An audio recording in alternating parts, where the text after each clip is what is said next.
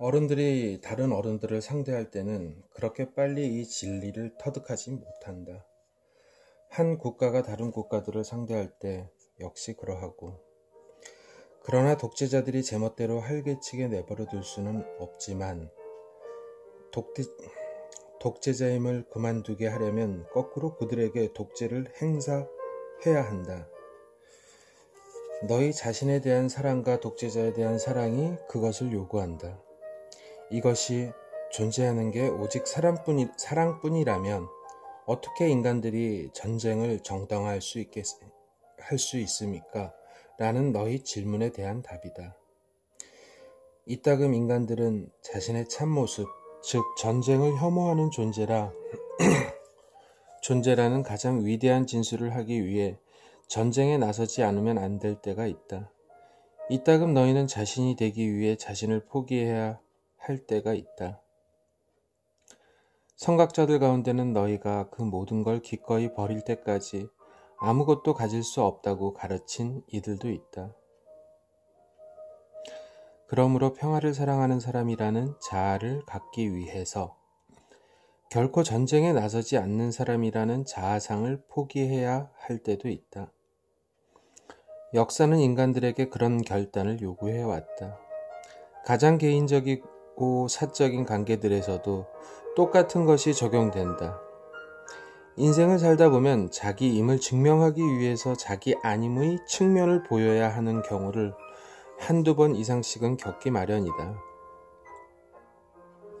이런 얘기는 이상주의자인 젊은이들에게는 대단히 모순된 얘기처럼 들리겠지만 어느 정도 세상을 산 사람들이라면 그다지 이해하기 어렵지 않을 것이다. 성숙한 사람들이 회고해 보면 신성한 이분법으로 비칠 것이고, 그렇다고 해서 인간관계에서 상대방에게 상처받았을 때 상대방에게 상처를 되돌려줘야 한다는 건 아니다. 가로 열고 국가 간의 관계에서도 마찬가지고 가로 닫고, 이것은 단지 누군가가 계속해서 해를 끼치도록 내버려 두는 게 너희 자신을 위해서나 그 사람을 위해서나 가장 사랑에 찬 행동은 아니란 이야기다. 이런 주장은 지구한 사랑이라면 소위 악이란 것에 대해 어떤 강제도 가할 필요가 없다는 일부 평화주의 이론들을 무색하게 만들 것이다. 여기서 논의는 다시 한번 비전으로 돌아간다. 왜냐하면 이런 주장을 진지하게 탐구하자면 악이라는 용어와 그에 관련된 가치 판단들을 무시할 수 없기 때문이다. 사실 악은 존재하지 않는다. 단지 객관 현상과 체험만이 존재할 뿐이다. 그러나 삶의 목적 자체가 점점 더 커져가는 무수한 현상들의 무더기 속에서 소위 악이라는 몇 가지 산재된 현상들을 가려내길 너희에게 요구한다. 그렇게 하지 않는다면 너희는 자신도 또 다른 어떤 것도 선이라 부를 수 없을 것이고, 따라서 자신을 인식하거나 창조할 수도 없을 것이다. 너희는 소위 악이라는 것과 소위 선이라는 것으로 자신을 정의한다. 그러므로 그 어떤 것도 악이라 규정하려 들지 않는 것이 최대의 악이다.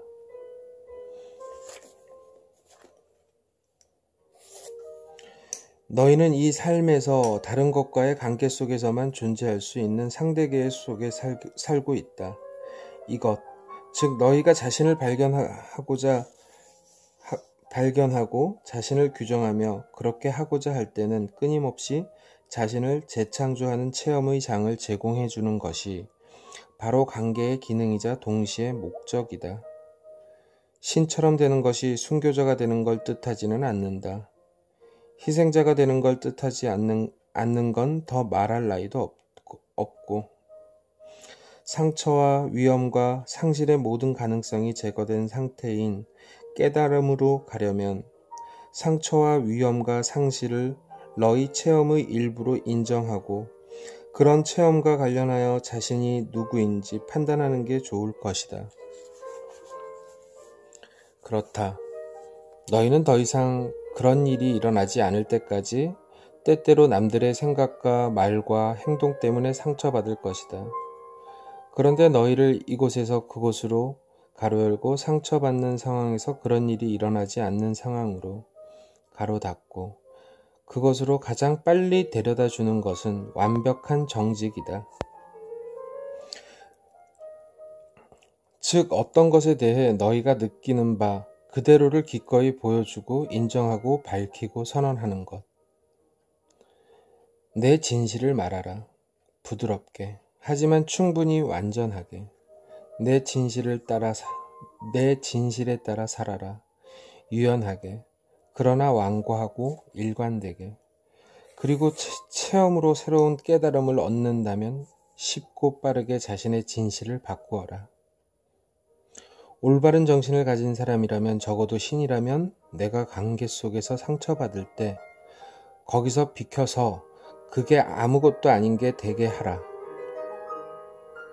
거기서 비켜서 그게 아무것도 아닌 게 되게 하라고 말하지는 않을 것이다.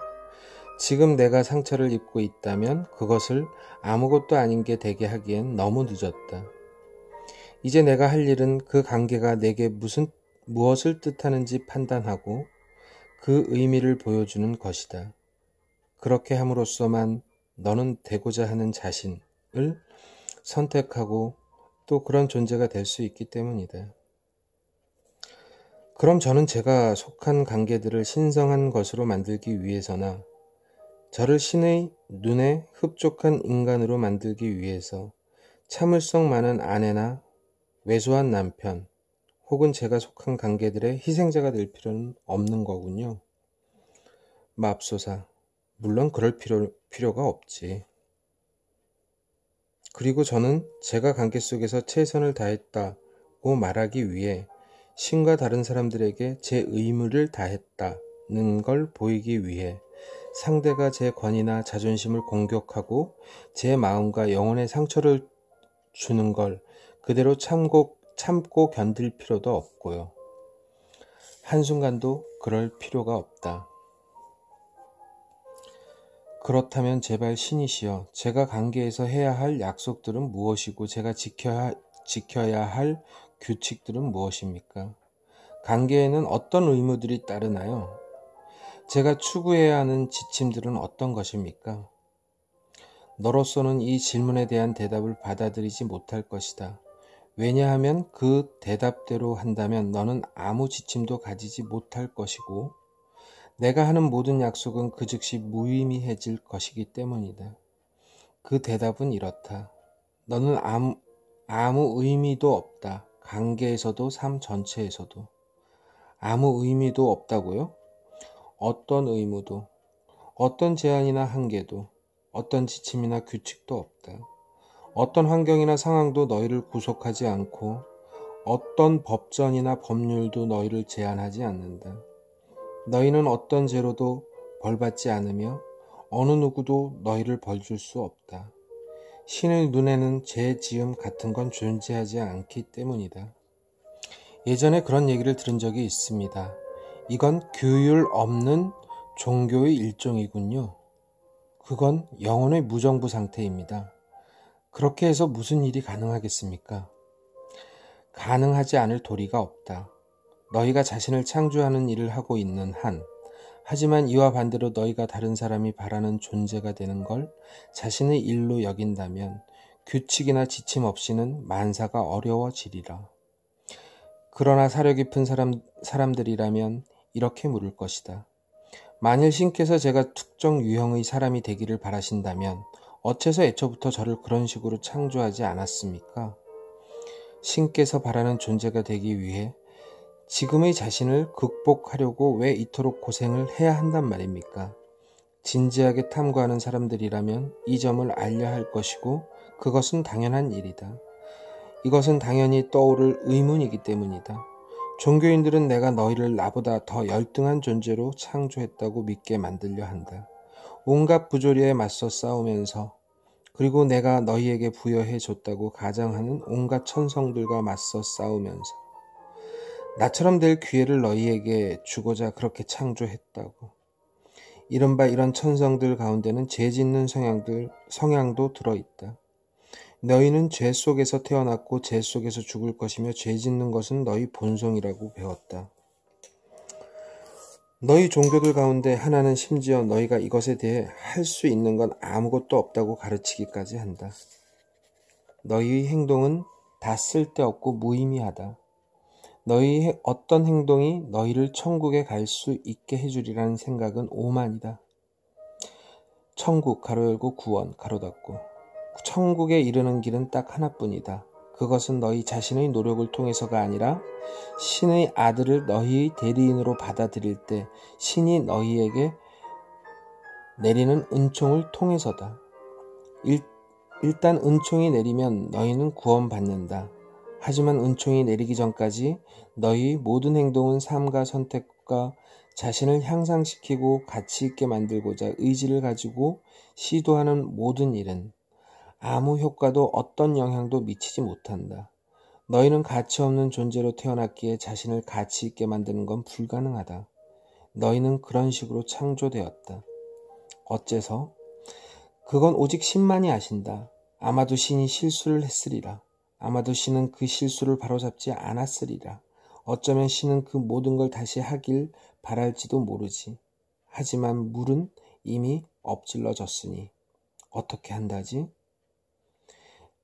저를 놀리시는군요. 아니, 너희가 나를 놀리고 있다. 너희는 신인 내가 애초에 불완전한 존재들을 만들어 놓고 나서는 완전한 존재가 되라. 안 그러면 저주를 받을 것이라고 협박한다고 말하고 있다.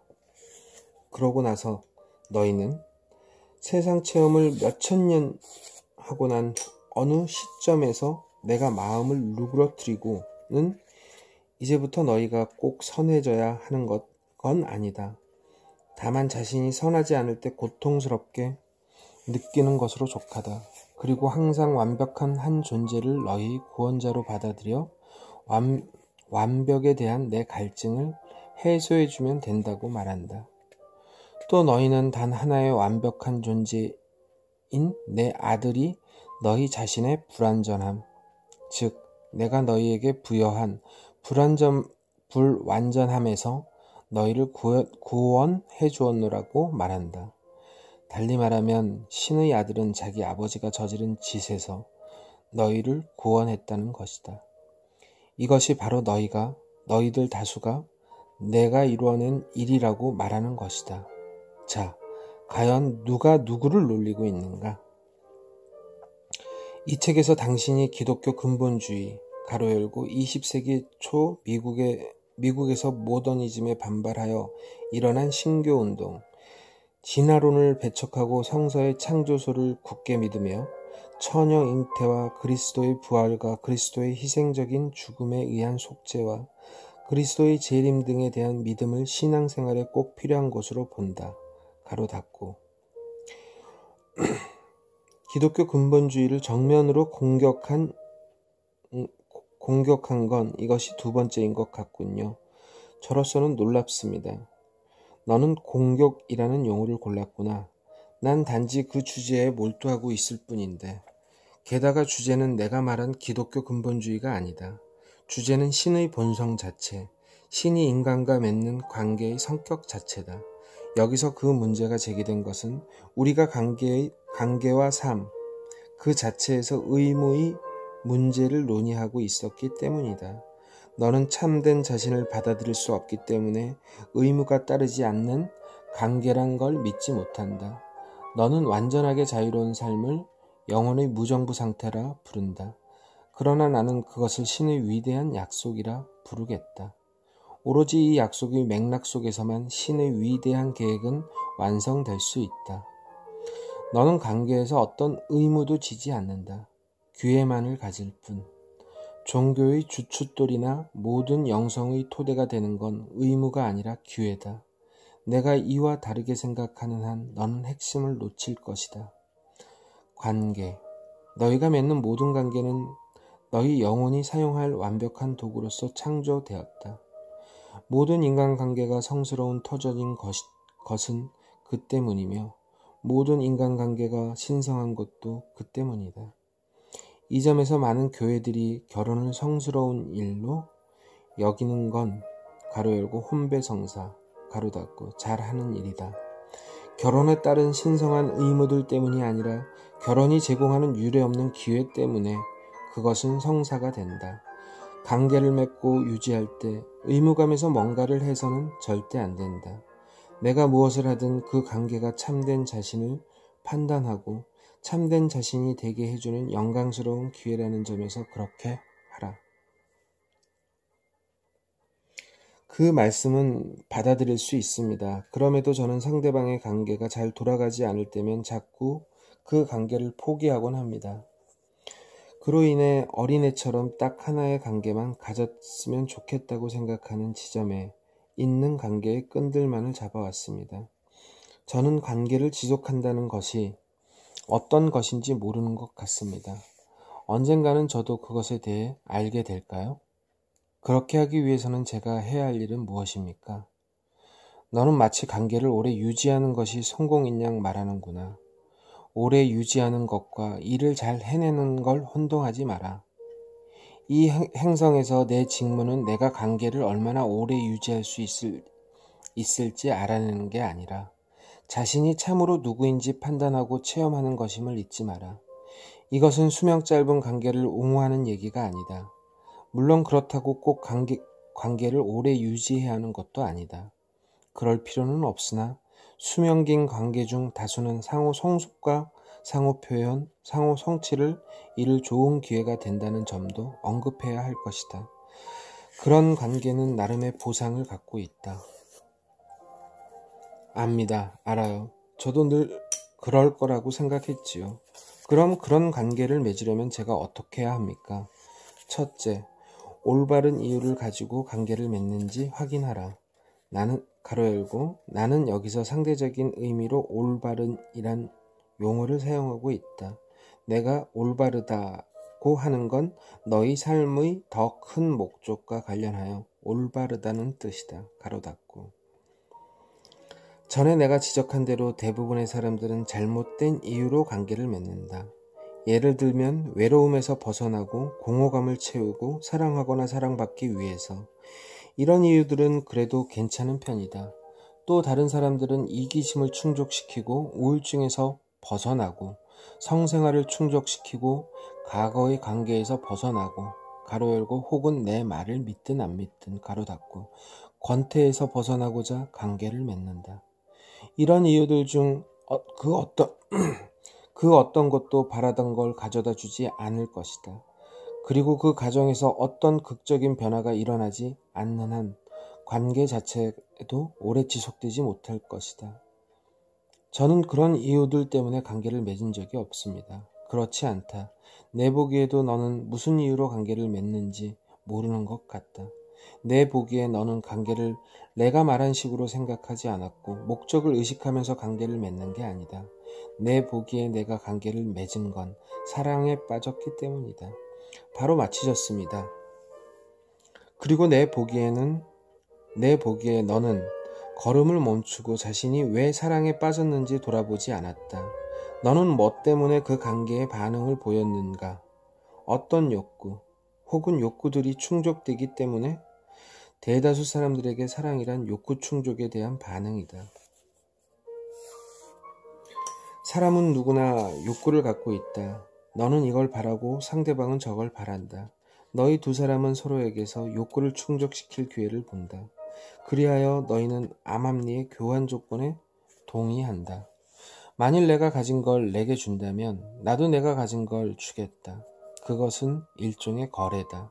하지만 너희는 진실을 말하지 않는다. 너희는 난 너와 아주 많이 거래한다 고 말하지 않고 난 너를 아주 많이 사랑한다 고 말한다. 그러고 나면 서로에 대한 실망이 시작된다. 전에도 이런 말씀을 하셨는데요. 그랬지. 그리고 너도 전에 이런 걸 물었다. 한 번도 아니고 여러 번. 가끔 이 책이 같은 자리를 맴돌면서 같은 문제를 몇 번이고 다루는 것 같은 느낌이 듭니다. 인생살이처럼 말이지. 이크, 당했군요. 너는 묻고 나는 그저 질문에 대답하는 것이 여기서의 과정이다. 내가 같은 질문을 다른 방식으로 묻더라도 나는 그때마다 그 질문들에 대답할 수밖에 없다. 어쩌면 제가 당신이 다른 대답을 해주리란 기대를 품고 있는지도 모르지요. 제가 관계에 대해 물으면 당신은 거기서 낭만성을 왕창 빼버립니다. 관계에 대해 골치 아프게 생각할 것 없이 그냥 사랑에 흠뻑 빠져드는 게 뭐가 잘못인가요? 전혀 잘못이 아니다. 내가 좋아하는 모든 사람과 그런 식의 사랑에 빠져라.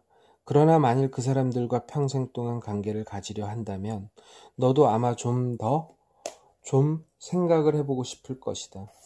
반대로 만일 내가 물 흐르는 것 같은 관계를 경험하고 싶다면 혹은 더 나쁘게는 내가 그래야 한다고 생각하기 때문에 한 곳에만 머물면서 소리 없는 절망의 삶을 살고 싶다면, 다시 말해 과거의 패턴을 반복하고 싶다면 내가 해오던 대로 그냥 계속하면 된다. 좋습니다. 좋아요. 무슨 말씀인지 알겠다고요. 그런데 당신은 참 냉혹한 분이군요. 그렇지 않습니까? 이건 진실과 관련된 문제다. 진실은 냉혹하다. 진실은 너희를 가만 내버려 두지 않는다. 그것은 있는 그대로의 현실을 보여주면서 사방에서 너희에게 포복해 들어온다. 진실은 때론 지겨운 것일 수도 있다. 좋습니다. 그래서 저도 관계를 오래 유지해 줄 수 있는 방안들을 찾고 싶습니다. 당신은 목적을 가지고 관계를 맺는 것이 그런 방법들 중 하나라고 말씀하셨지요. 그렇다. 너와 내 짝이 목적에 동의하는지 확인하라. 만일 너희 둘 다가 너희 관계의 목적이 의무가 아니라 기회를 창조하는 것, 즉 성장할 기회, 자기 표현을 충분히 할 기회, 자신의 삶을 최고 잠재력으로까지 끌어올릴 기회, 너희가 자신에 대해 지금껏 가져왔던 모든 잘못된 생각과 열등한 관념을 치유할 기회, 너희 두 영혼의 교류를 매개로 신과 궁극적으로 재결합할 기회를 창조하는 것임에 의식적으로 동의한다면 너희가 이제껏 해왔던 식의 맹세가 아니라 내가 방금 말한 식의 맹세를 한다면 그 관계는 아주 멋진 음조로 시작할 것이다. 그것은 박자가 잘 맞는 발걸음을 떼기 시작할 것이며 대단히 순조로운 출발이 될 것이다. 그래도 성공한다는 보장은 없지요. 만일 너희가 삶에서 보장을 원한다면 너희는 삶을 원하는 게 아니다. 너희는 이미 쓰여진 각본대로 시연하고 싶을 뿐이다. 삶은 그 본성에서 어떤 보장도 받을 수 없다. 그렇지 않다면 삶의 목적 전체가 훼손당할 것이다. 좋습니다. 무슨 말씀이신지 알겠습니다. 그럼 이제 제 관계가 아주 순조로운 출발을 보였다 칩시다. 이제 그 상태를 계속 유지해 나가려면 어떻게 해야 하나? 여러 가지 도전과 어려운 순간들이 따를 것임을 알고 이해해야 한다. 그것들을 피하려 들지 마라. 감사하면서 환영하라. 그것들을 신에게서 받은 소중한 선물로 여겨라. 너희가 관계와 삶 속으로 들어와서 이루고자 했던 바를 할 수 있는 영광스러운 기회로 여겨라. 이런 어려운 시기 동안에는 내 짝을 적이나 방해물로 보지 않도록 무척 조심해야 한다. 사실 누구도 그리고 무엇도 적으로 보지 마라. 심지어 문제로도 보지 마라. 모든 문제를 기회로 보는 기술을 기르도록 하라. 자신이.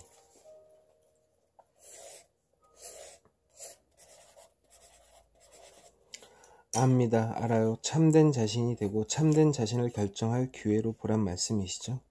맞았다. 이해해 가고 있구나. 이해해 가고 있어. 저한테는 아주 따분한 삶으로 보이는데요. 그렇다면 내가 시야를 너무 낮게 잡고 있는 것이다. 내 시계 범위를 넓혀라. 내 전망을 더 깊게 하라. 내게 보인다고 생각하는 것보다 더 많은 것을 자신에게 보라. 내 짝에게서 더 많은 것을 보라. 상대가 보여주는 것보다 더 많은 것을 상대에게 본다고 해서 그 관계에 해가 되는 건 아니다. 누구에게도 해가 되지 않는다. 왜냐하면 겉으로 보이는 것보다 더 많은 것이 실제로 존재하기 때문이다. 훨씬 더 많은 것이. 상대가 내게 자신을 드러내지 못하는 것은 오로지 두려움 때문이다. 만일 내가 상대에게서 더 많은 것을 보고 있음을 상대가 깨닫는다면 상대는 마음 놓고 내가 이미 명확하게 보고 있는 것을 내게 보여줄 것이다. 사람들은 다른 사람들이 기대에 맞추려는 경향이 있지요.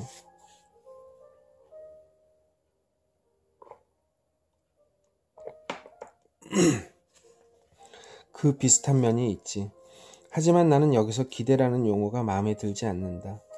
기대는 관계를 망치기 마련이다. 그러니 사람들은 남들이 자기네한테 보는 걸 자신에게서 보는 경향이 있다. 고 표현하자.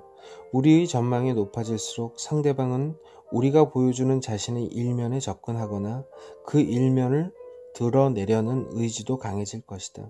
진실로 축복받은 관계들은 다 그렇지 않은가?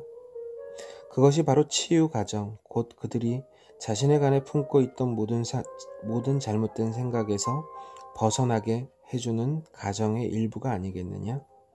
그것이 바로 내가 여기 이 책에서 너를 위해 하고 있는 게 아니겠느냐? 그렇습니다.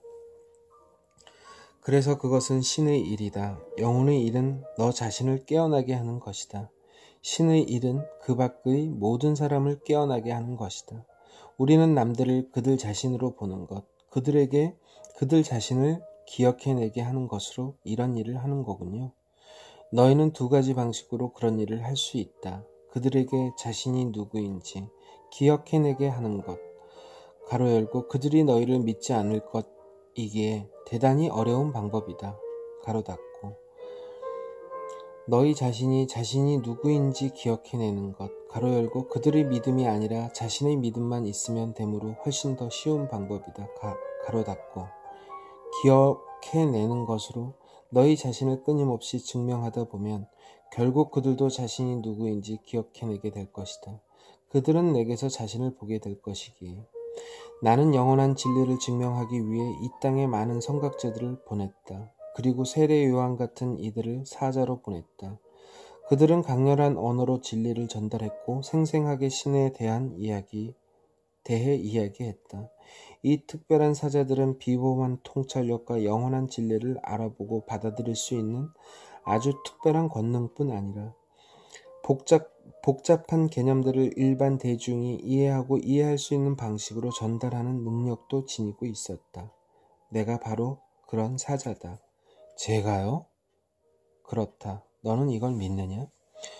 정말로 받아들이기 어려운데요. 제 말은 우리 누구나 더 특별한 존재가 되고 싶어. 너희는 누구나 다 특별하다. 그리고 그런 마음에는 자만이 깃들어 있습니다. 적어도 제 경우에는요. 그런 자만 때문에 우리는 자신이 놀라운 임무를 수행하도록 선택받은 사람이란 느낌을 어느 정도씩 갖는 거죠. 저는 항상 그런 자만과 싸워야 했습니다. 자만에서 벗어나 자신을 다지려고 제 모든 생각과 말과 행동을 정화하려고 노력했습니다. 그래서 당신이 말하는 걸 받아들이기가 굉장히 어렵습니다. 왜냐하면 그런 말씀은 제 자만을 부채질하리라는 걸 잘 알고 있고 또 저는 평생을 제 자만과 싸우는데 써왔으니까요. 나도 내가 그랬던 걸 알고 있다. 그리고 그다지 신통한 결과를 거두지 못한 것도 알고 있지. 유감스럽게도 그렇습니다. 하지만 신에게로 올 때면 너는 항상 자만을 버렸다.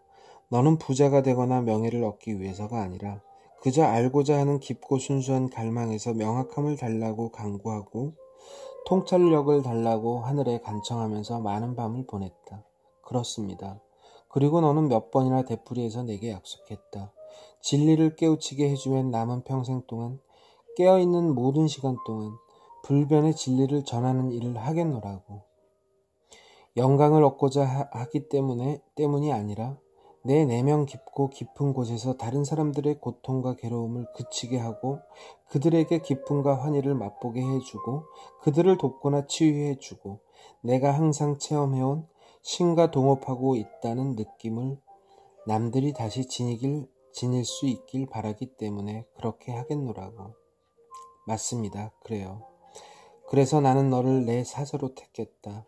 너와 많은 사람들을 이제부터 세상은 드높이 울려 퍼질 수많은 트럼펫들이 필요할 것이기에 이제부터 세상에는 무수히 많은 사람들이 갈망하는 진리와 치유의 말을 전할 수많은 목소리가 필요할 것이다.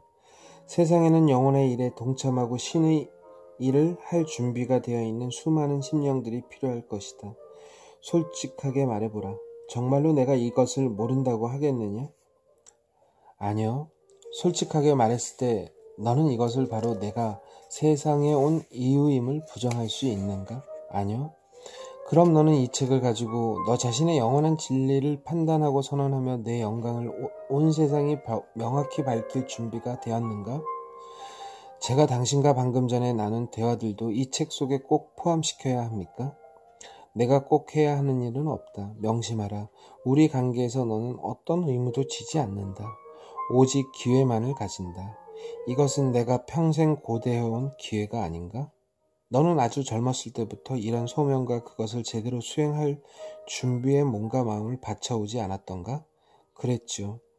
그렇다면 내가 해야 할 일을 하지 말고 할 기회가 주어진 일을 하라. 어째서 너는 우리 책의 이 모든 내용을 빠짐없이 실으려 하지 않는가? 내가 너를 비밀스러운 사자로 삼고 싶어 한다고 생각하는가? 아니요, 그렇지는 않습니다. 자신을 신의 사람으로 선언하자면 큰 용기가 필요하다. 너는 세상의 신의 사람이나 신의 참된 사자가 아닌 사실상 다른 어떤 존재로 너를 받아들이기가 훨씬 더 쉽다는 것을 알고 있다. 그렇지 않은가? 내가 보낸 사자들은 하나같이 모욕당해 왔다. 영광을 얻기는커녕 그들이 얻은 것은 마음의 고통뿐이다. 너는 그럴 용의가 있는가? 나에 관한 진실을 말하느라 마음의 고통을 당할 용의가? 내 동료인 인간들의 조롱을 감수할 용의가 있는가? 완전히 자각한 영혼이라는 더 위대한 영광을 위해 지상에서 영광을 포기할 준비가 되어 있는가?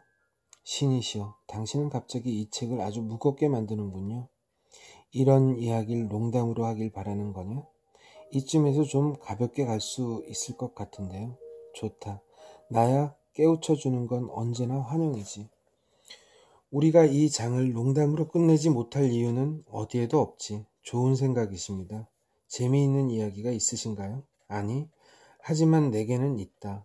그럼 그림 그리는 어린 여자의 얘기를 해봐라. 아, 예, 그거요? 좋습니다.